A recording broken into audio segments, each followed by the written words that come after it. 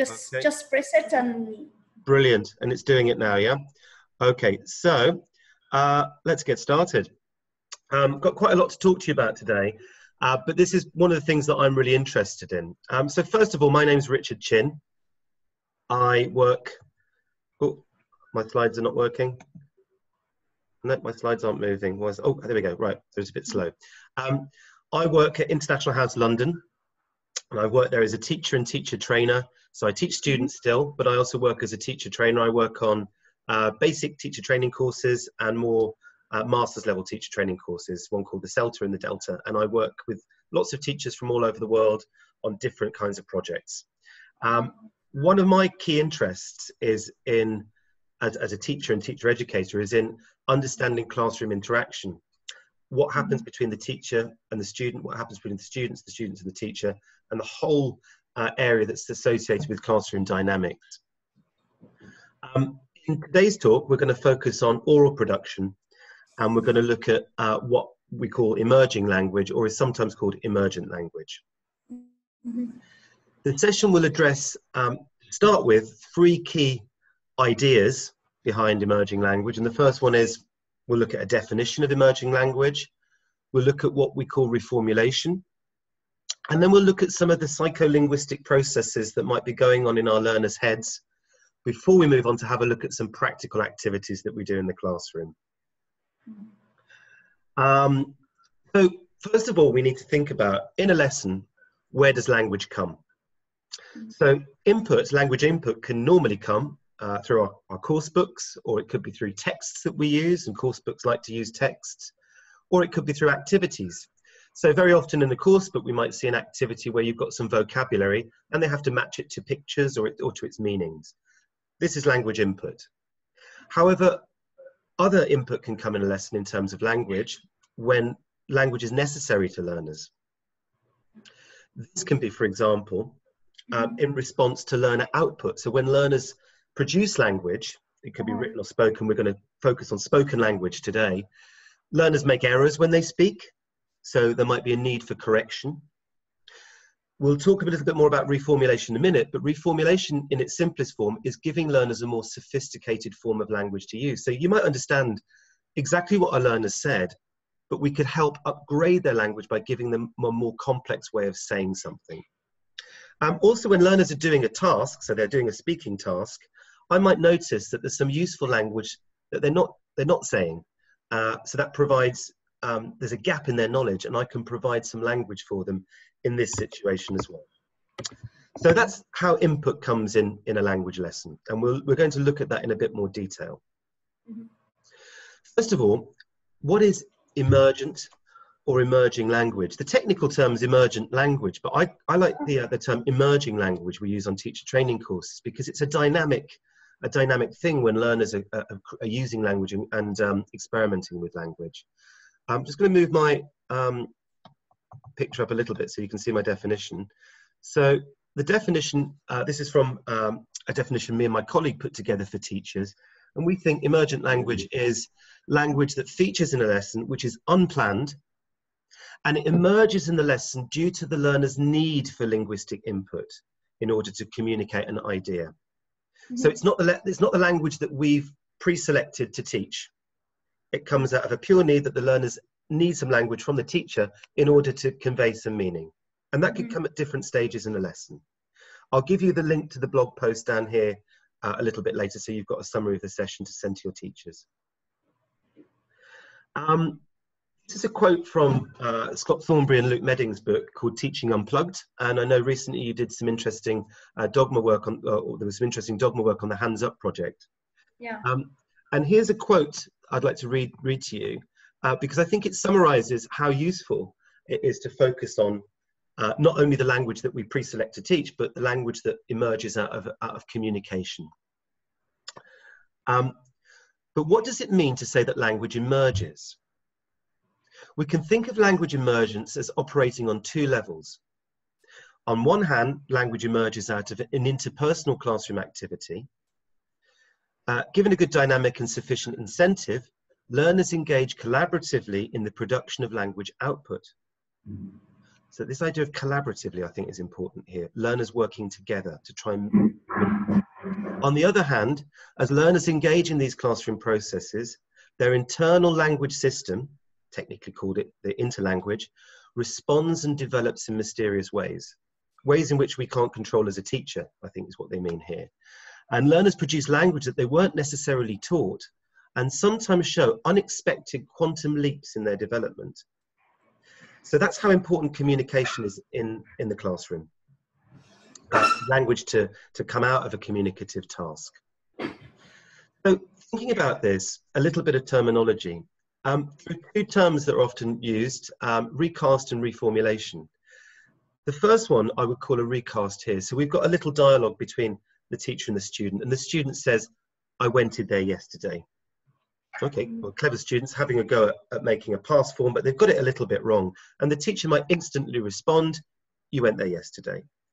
So that's a recast, when the teacher echoes back the learner's language, but corrects it for them. It's a bit like what a parent does to a child. If any of you've got children, very often you echo it back. The problem in class, learners don't often notice the recast. They don't notice that the teacher's actually recast it because they're too busy trying to communicate their idea. So they might sacrifice accuracy in order to do that, and they might not notice the teacher recasting the language for them in a more target-like form. So that's where we talk about reformulation. And for me, reformulation is when we make it more visible to the learners. We draw their attention to a correction or language that's useful or a more target-like way of saying things. And this is my definition of a reformulation. So this is when a more knowledgeable other, that could be the teacher or it could be a peer. We often see when students are talking to each other, they're teaching each other, sometimes negotiating their meaning together. And the more knowledgeable other remodels what the learner is trying to say into a more natural form. Or say natural, a more target-like form, or a more sophisticated form. This could be dependent, firstly, on a lexical gap in the learner's knowledge, so they're missing some language in order to express their idea. It could be grammatical accuracy, or it could be language that is pragmatically appropriate. Yeah, so language that's appropriate for the situation. So it could be the formality of language, or it could be what situation can I use this language in that's correct for this particular situation. Or really what we're thinking about doing is moving the learner on in their development of language, quite generally. So that's what I think by reformulation. And I'll show you what I mean in a few minutes of some concrete examples of my classes. Why bother doing this? Why don't we just teach them what's in the book? Well, we need to think a little bit about what Scott Thornbury and Luke Meddings are saying about what's happening in the mind of the learner. So what are the processes that the learner goes through in order to develop linguistic knowledge and ability? Well, one of the theories on language is that you need to make it very clear what they're learning. But this idea of noticing, learning only really happens if the learner becomes aware of the difference of their own language use and the more natural features of the target language that they're looking at, or features of the target language even. Input becomes explicit, input becomes intake because we're moving away from just explicit knowledge to implicit knowledge. So when I notice there's a difference between my language, I'm ready to receive some input because there's a gap and I'm aware of that gap. So that's why emerging language is really important to look at in our lessons. That's pretty much the theory. And that's based on some ideas by, this summary I've got here is based on an idea by Schmid from the early 90s and Ellis. Moving away from the theory, let's get practical. And I'd like you to do a little bit of pair work now. So in your lessons, what's your starting point? Do you start off by getting the learners to be accurate and then work to fluency? Or do you start with some fluency and then work towards accuracy? Where's the starting point in your lesson? I'll give you 2 minutes to discuss and I'll be quiet. So please talk to each other and make some notes if you want. I think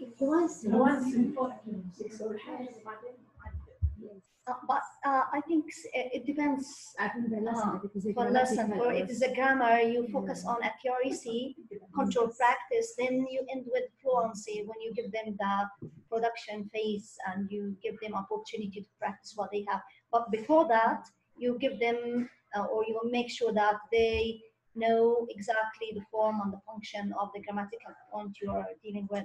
But it depends on other lessons. For example, sometimes in speaking activities, you just let them speak. Yeah. But in grammatical lessons, I first introduce the structure, Yeah. and then I focus on their use of the structure. The use, then when you make sure that they can handle it, yes, then I focus on influence and give other examples of the structure. Okay, let's come back together. So it's not a, you know, one of these, this question isn't, is there a right or wrong way to start it? Both are possible. So let's look at both options. So sometimes I start my lessons with an accuracy focus.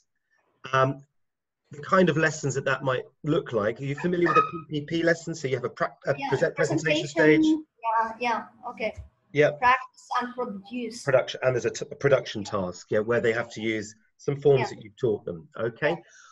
This is very similar, developed into a language via the text lesson. So this is all based on a skills acquisition approach. Yeah. So the idea that you have some sort of context, normally a text, if it's language via a text, and the learners focus on the general message of the text. You move on to getting them to notice, back to this word noticing, specific features you want them to notice in the text, so your target language. That can be done by a guided discovery or tasks that get the learners to think for themselves, or it could be done by teacher explanation. Then the teacher has to clarify, you know, the meaning, could be some translation, it could be asking them some questions, helping them with the form, some oral production, so getting them to maybe some drilling, and then this idea of proceduralization, so practice. So they can have a more restricted practice to a more fluency practice of the language that you're teaching them. And then at the end, there's some feedback on the language. So standard lesson for teaching what we want to teach them. However, in a lesson like this, we could have a look at some of the course book material that I think you use. I think this is level 5. I can't remember the page numbers, page 10 and page 8, I think. And the first one here, we've got some sort of quite controlled language work here. So maybe even testing what the learners know to start with. We've got this bit on the left, and it's got lots of getting the students to work with particular forms. On the right, we've got a communicative task where you've got a question and an answer, but it's very limited, it's very controlled. Again, what I'd like you to do now, just talk to the person next to you, but have a look at this material.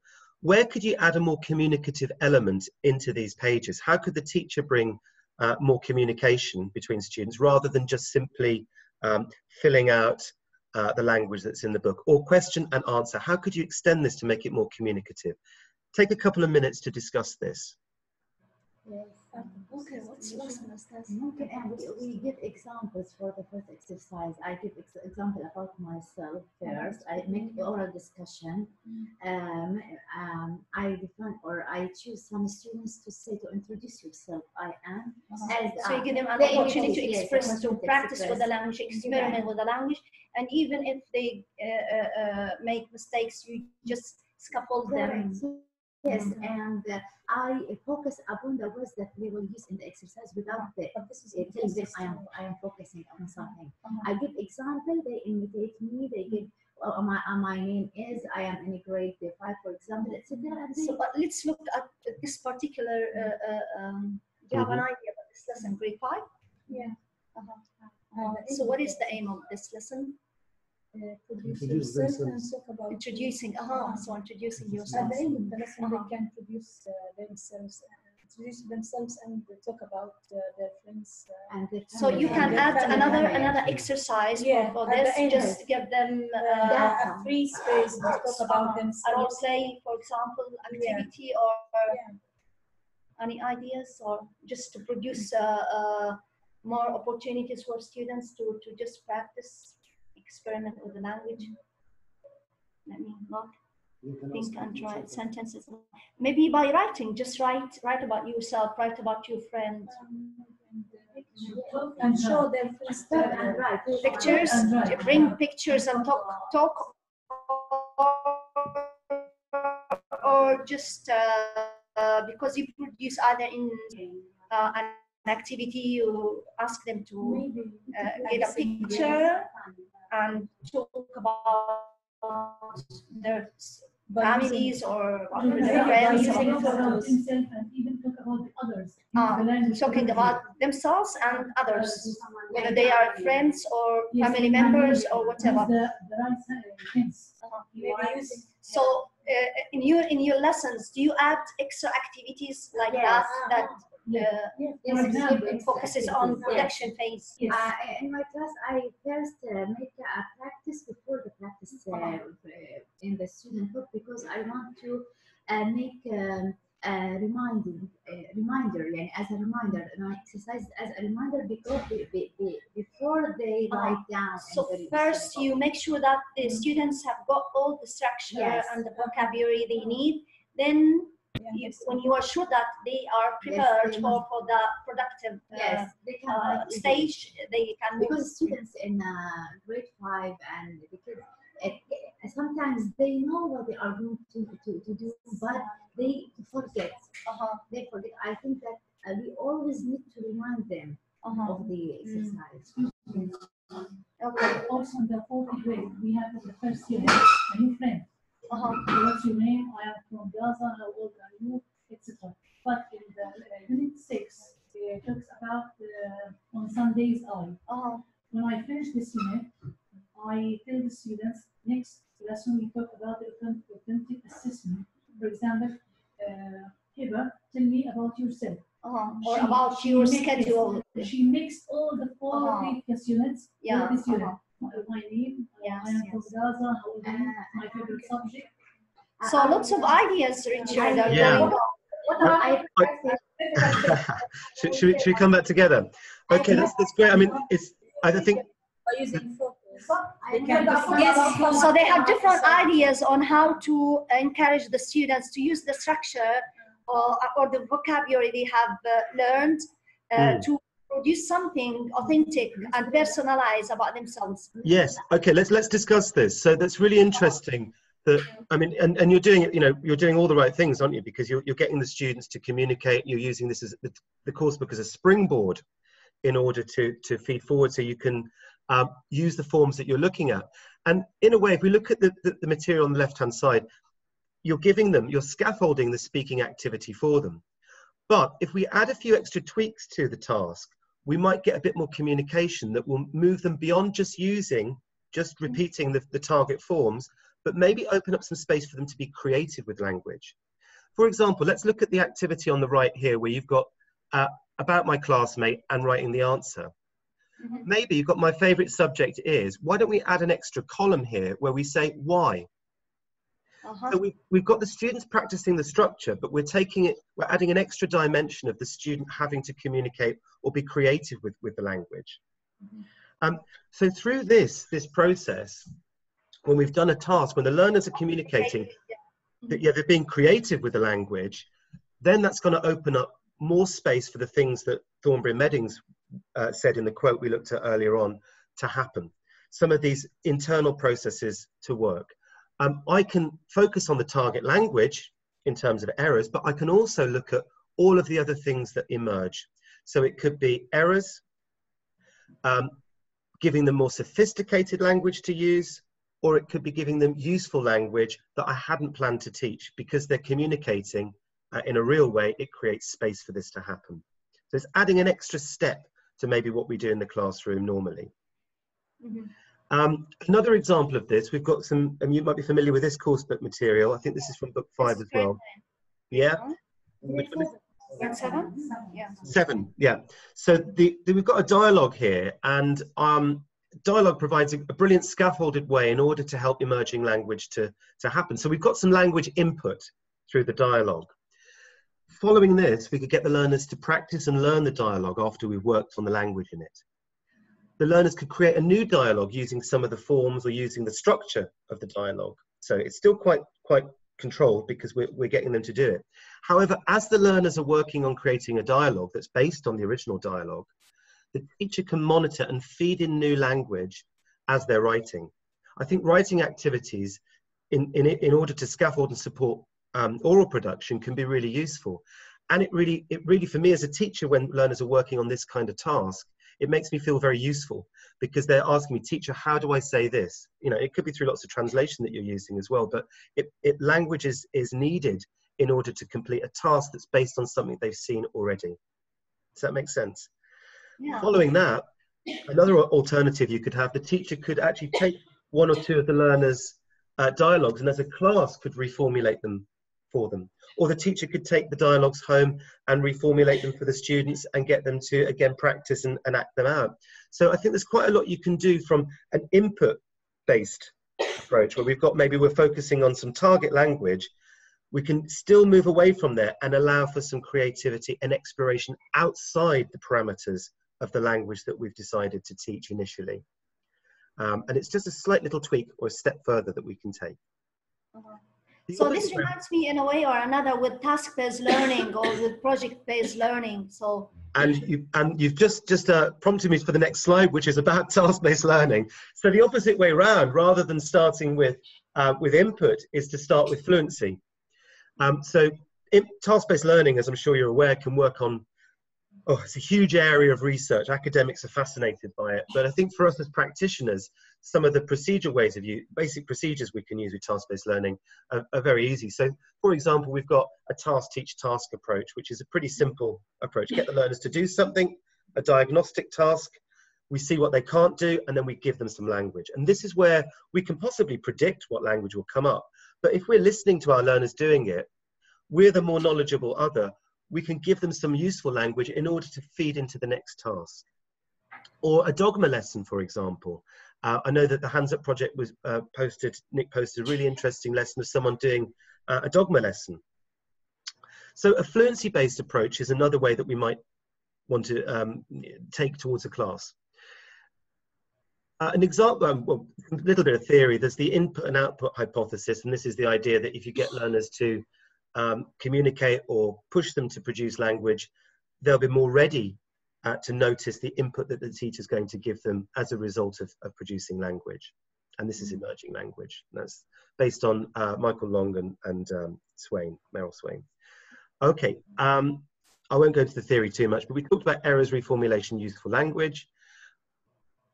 Let me give you an example of a fluency-based lesson that I did with my students a couple of weeks ago. This is probably about 3 weeks ago, and I was teaching an intermediate class. It was Monday, so just after the weekend in London. And it was the beginning of the class. There were about 10 learners, a little bit older than your students. So they were late teens, mid-20s. And I'm using the term task very loosely here, but they had a basic task to do, which was discuss your weekend. What did you get up to at the weekend? And did you enjoy it? Something like that. So I got them talking for a couple of minutes. So fluency activity based on real things. And as we were talking, one of the girls came up with the point that they went to the Tate Modern, which is an art gallery, a modern art gallery in London. And I think she said, we visited the Tate Modern. Nothing wrong with what she said.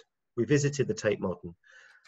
But as I was listening, I said, well, you can say something else. We had a look around the Tate Modern. So I was giving her an alternative form to the form that she could already use. At intermediate level, don't you find the learners need a bit of a push beyond where they're at? This kind of developed, you know, she was trying to explain that she didn't like modern art. So, you know, we looked at the phrase, I'm not a fan of modern art. It's not my kind of thing. And if you have a look at how I've used the board here, I've written the sentence up, but I think I've got little boxes here where I had a blank spot where I tried to elicit what they thought the preposition might be, because these are often tricky for my learners.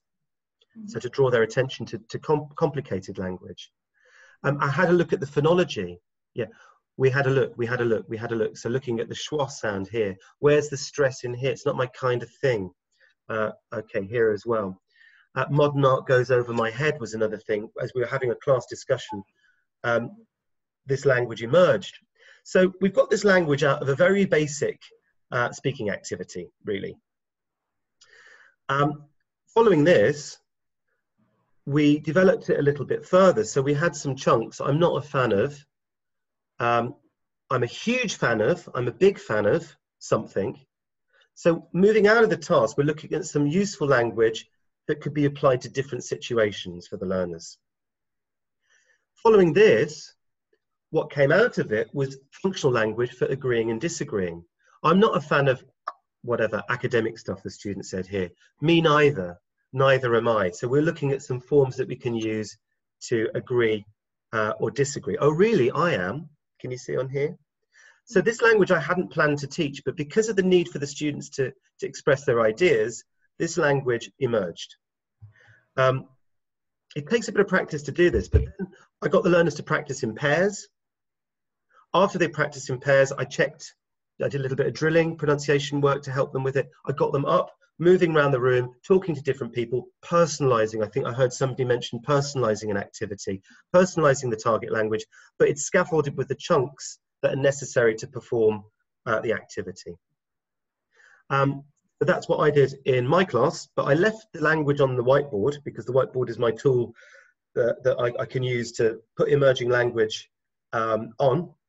And then I got the learners, if they're a little bit weaker and they needed some support, they could look back at the board to use it if they needed. And the stronger ones would maybe ignore it. And, you know, they're completely free to use the language or not use the language, but hopefully the activities encourage them to use the language. Why I think this is important is because when language comes from the course book, sometimes the learners might not see the value in it. But when language comes out of a task when they're trying to communicate or an activity where they're trying to communicate, you're working at the point of the learner's need. So the language is more meaningful for them because the task or the activity is meaning driven. This language then, because it's useful to them, might be more memorable and it will feed forward into other tasks in lessons, or it will just add to their repertoire outside the classroom. So let's do a little bit of practice at hearing learner language. I've got here a little bit from the Hands Up project. One of the things I do with my teachers to train them to deal with emerging language, and this is how I trained myself to be better at hearing learner language some years ago, is to have a page and split it into 2 columns. So have you got your notebooks? Could you split it into 2 columns? What did the learner say? What would I say? Okay, I'll give you a moment to do that. So write it down. Yeah. What did the learner say? What would I say? 2 columns. Okay. And I've got some footage of the Hands Up project that Nick shared with me. And we're going to listen to what the learner says. Okay. And I'd like you to note down, what did the learner say that I'm not sure if this is accurate English or is it under challenging English? What would you focus on in feedback? How would you reformulate that language? So first of all, we need to just hear what the learner's saying. Yeah. So for example, if the learner said, I goed there yesterday, you write down, I goed there yesterday. Okay. So let's listen to a learner talking and note down any, let's say, errors or unnatural uses of English in your opinion. Just note them down. Say 3 or 4 things. And you've got Nick, who's interacting with the students. I just want you to listen to what the student's saying. There's some interesting emerging language that Nick picks up on, but I'd like you to just listen to what the learner's saying and think, what could be changed here? Okay, I'm just trying to find the play button. There we go. Can you hear this okay? It's okay.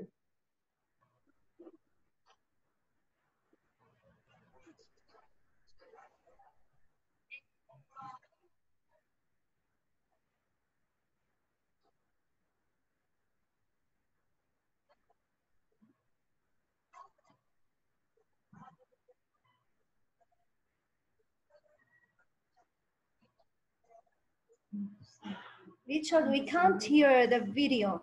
Oh, you can't hear the video? Yeah. I'm sorry about that. I don't know how to, sorry, you can't hear it, no? Is it too quiet?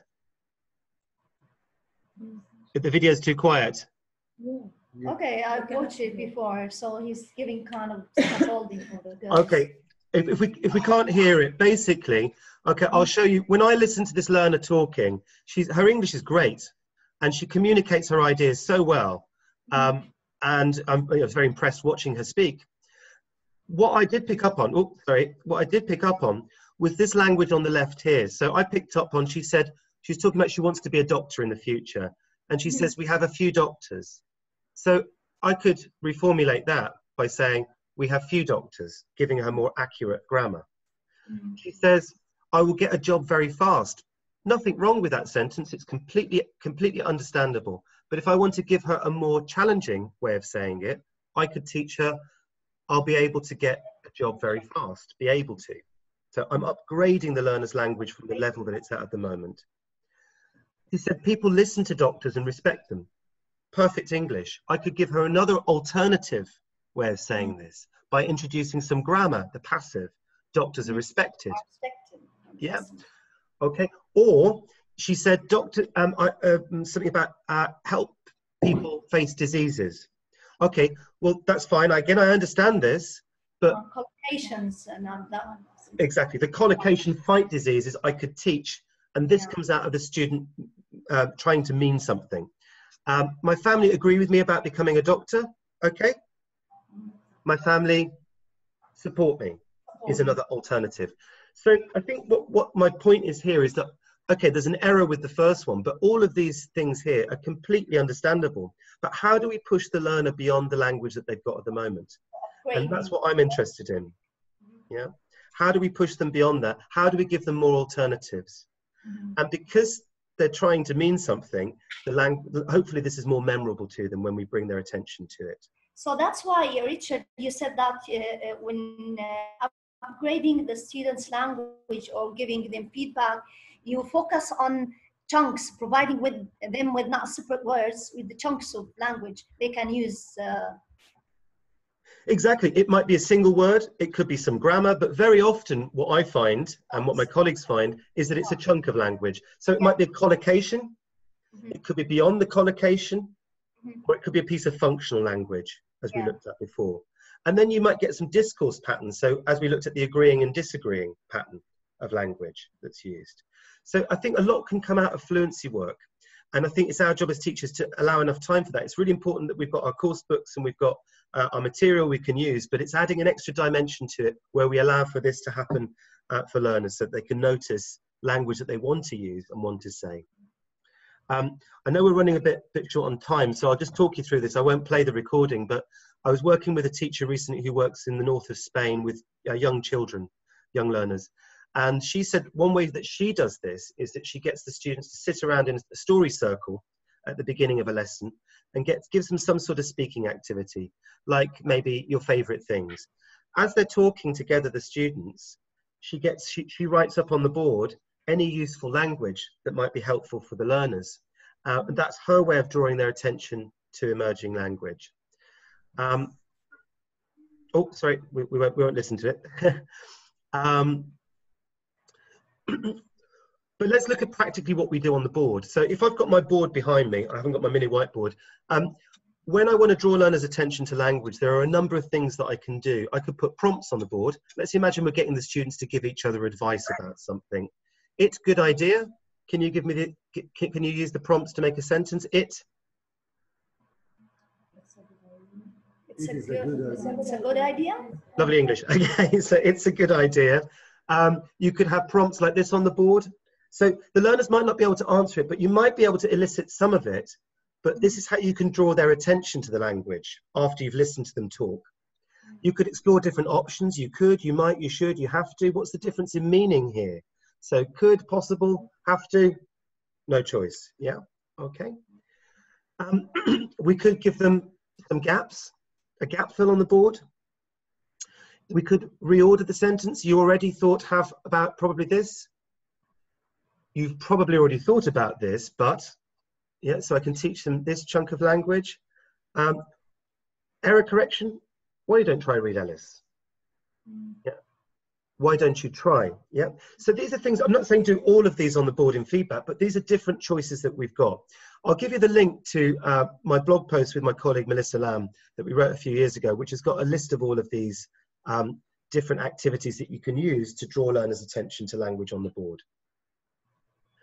And then it looks a bit like this when we've got it on the board, as I showed you before. I think the key things that I'd like to mention just before we finish in a few minutes is when you've clarified the meaning of the language and the learners understand how to use the language, get them to repeat it, get them to say it to themselves. You know, personalize it, make it meaningful to them, but get them to have a go at using the language, articulating what you've shown them. Get them to record it, write it down in their books. Yep. Make sure that they've got a copy of it that they can go away with and they can practice at home. Later on in the lesson or in the next lesson, retrieve it, bring that language back, because a lot of language learning is about memory. Yeah, this language emerged, it's not in the course book, they can't go back and look at it. So it's our responsibility as teachers to get them to retrieve that language so that they start to add it to their repertoire and they can remember it and they can use it. There's some key things to think about. So really beyond the course, what I'd like you to think about is really, beyond the session today, I'd like you to think about what can you do on your courses? How could you maybe add these a little bit, some little tweaks to the lessons that you do, where you can deal a little bit more with this emerging language? Some ideas for you. I won't go through all these, but there are some ideas on the blog post I'll give you, because we're running out of time and I want to give you some time for some questions.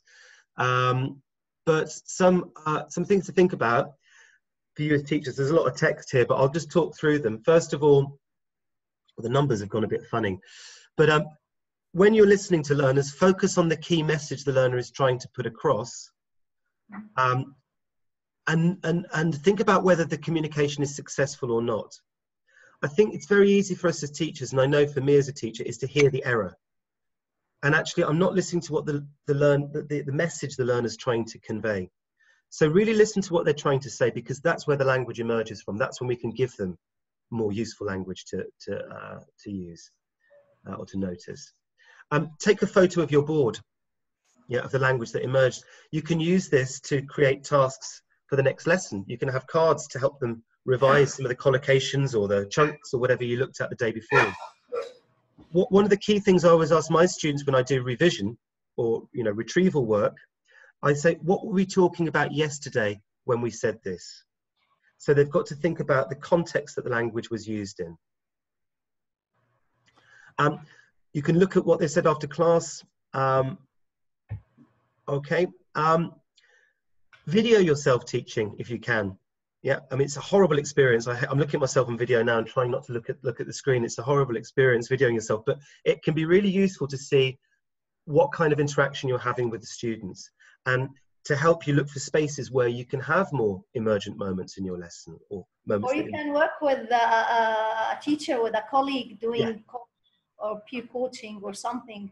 Absolutely. Team teaching, I find, is one of the best ways to develop. For me, I've learned loads from watching other teachers doing things in the same room as them, and sharing. Planning together is another thing. Where can we have this bit of emerging language in the lesson here?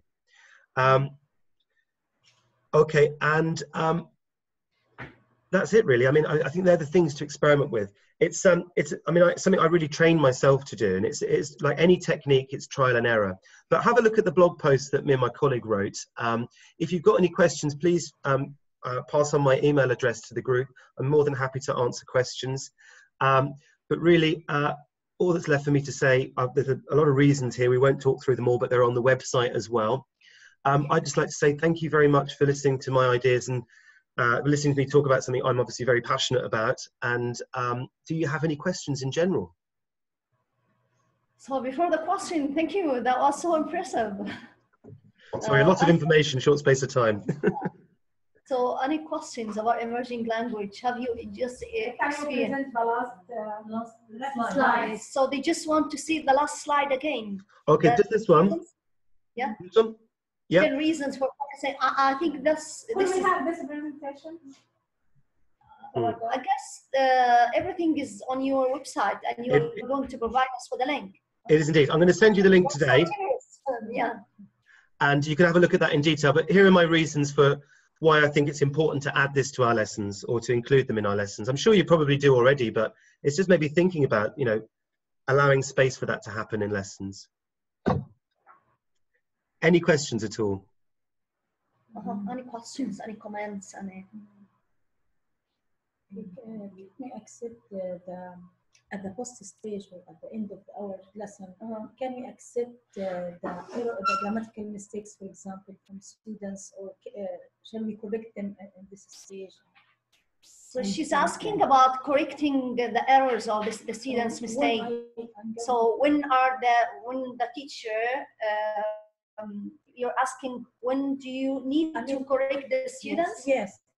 And when you can tolerate them? Can I accept it at the end of the lesson, or I must? So they're talking about error correction. When do you need, as a teacher, to just focus on correcting every single mistake?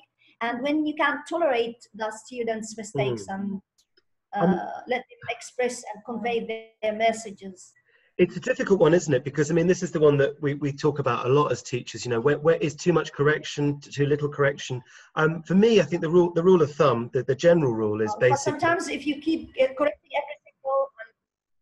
Agreed, and I think you need to let them communicate their message first. I mean, there's two ideas. You can do it on the spot, and that can be helpful. But if you do it too much, you're right, you demotivate students. So I think delayed feedback is good because you can listen and you can draw their attention to it. But then there's a danger that is it relevant anymore when you look at it at the end of a task or an activity? I think you need to provide opportunities for both. I find in open class, actually, after students have done a communicative task, when they're feeding back or they're reporting back what they talked about, very often that's when language emerges and everybody's focused on the meaning of what someone's trying to say. And then you can say, oh, that's interesting. Let's look at another way to say this. So I think it's the way that we handle it as teachers. I think students do want correction, and they do want to know the teacher's listening to them, and they do want to get better. But I think if we treat it in a way where we're not putting them down for being wrong, it's like, okay, that's interesting. Here's another way to say it. Another way, yeah. I think it's the way that we treat it is important. I hope that answers your question. So don't correct everything, but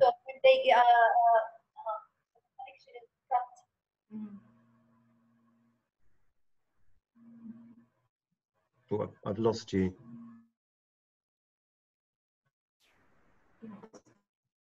Hello? Your internet connection is unstable. So upgrading students' language. No questions. Just comment. It's common.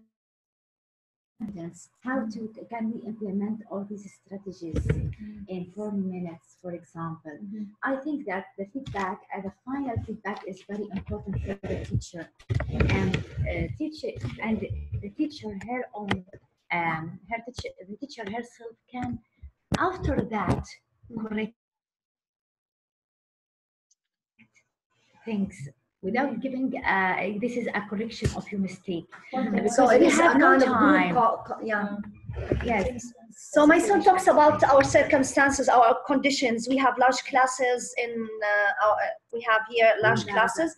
So most of the time we have more than 45 students. So how can you give them opportunities to speak and to correct them?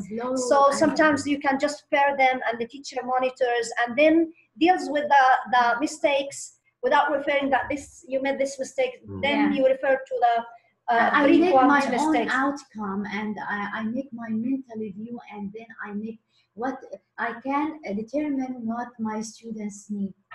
So while monitoring the students as a whole in groups, so you have an idea about the mistakes or what kind of support or correction students need as a group. If you are not able to just Yes. Sometimes something you need to because sometimes you need to stop and provide correction or just focus on accuracy. If you have that mistake so frequent.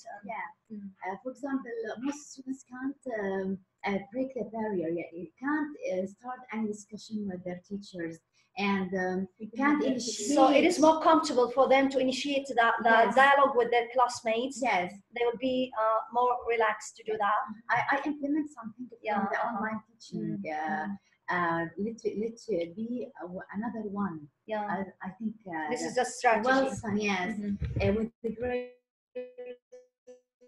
5, I make a circle and divide it into Ben, Amy, Rania, Omar, and I forced how old are you? What's your name? How old are you? So imagine that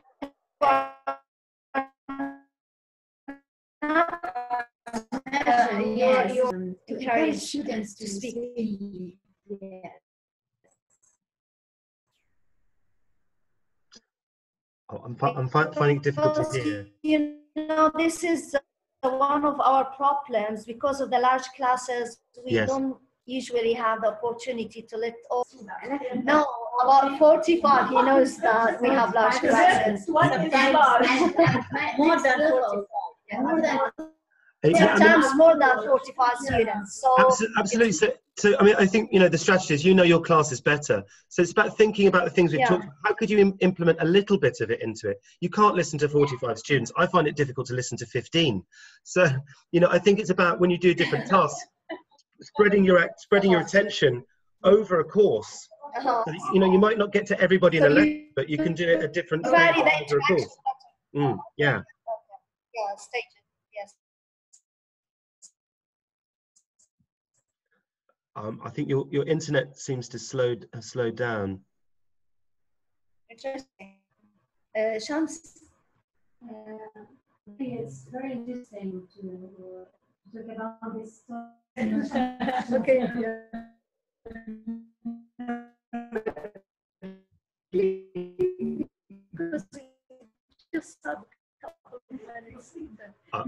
I've lost you. Today's presentation. Hello. Hi there. I came later.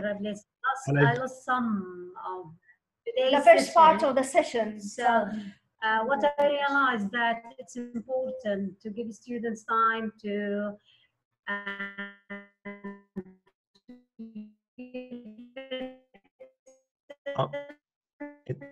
I can't hear you. I'm sorry. So can you go back and say again? I can't hear you. Sorry.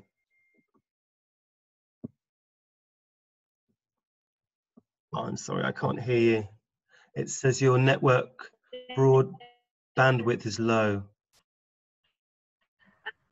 commenting on that feedback or giving them an emerging Oh, I've lost you. Oh, hello? Are you there? Oh, I can see you now. Yes. That's better. I got you. Okay, sorry. Can you tell me all of that again? So we can hear you. Yeah. So that was the last question. I didn't hear it.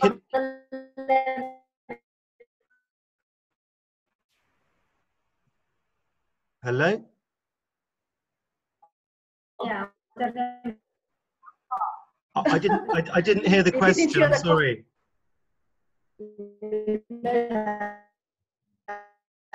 With the, Can you say it? you can say it. I can hear you now. I can hear you now. Called Shams and it's cloudy today. I can hear you now. That's good. No, Suzanne is just joking. She says the teacher's name is Shams, our friend Shams, and it's it means in Arabic, it means sun. And today we have no sun. No sun. Windy, rainy day.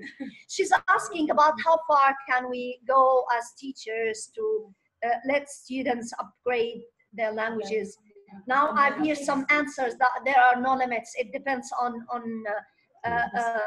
you as a teacher and among your students and the time you're available.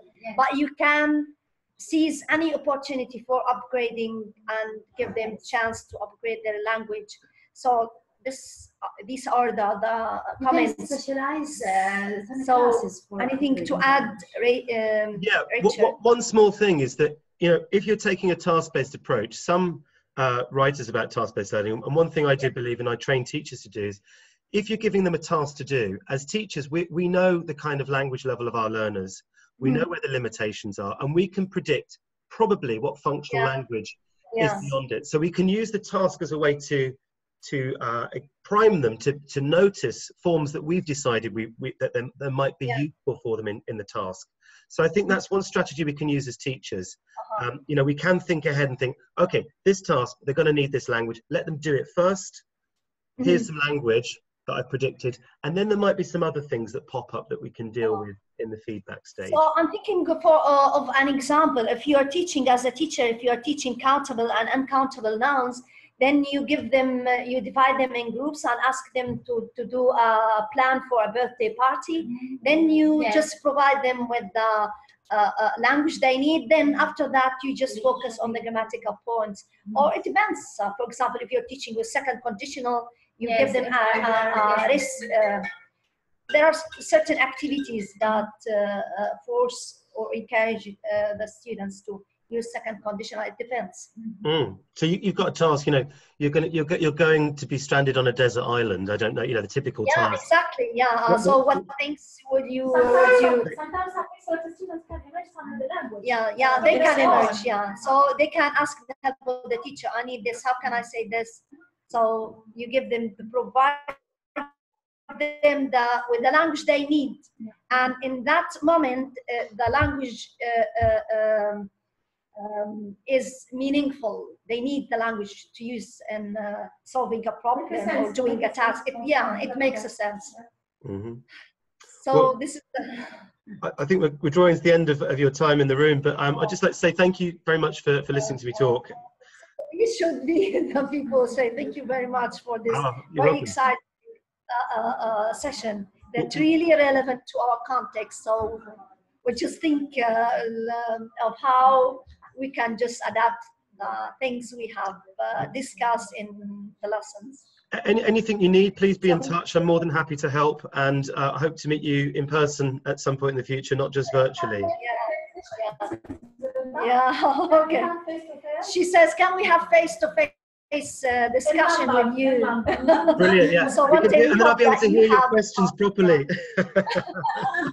She says we need a face-to-face session with you. So we hopefully do that in the near future. In the near future, tell Nick I'll come with him. Come with him sometime in the future, for sure. I'll come with either Colm or with Nick next time. Great. Thank you very much. It's so lovely to meet you all. Have a great day. I hope the weather dries up. Yeah. And you don't have to canoe home. Okay, thanks very much. All the best.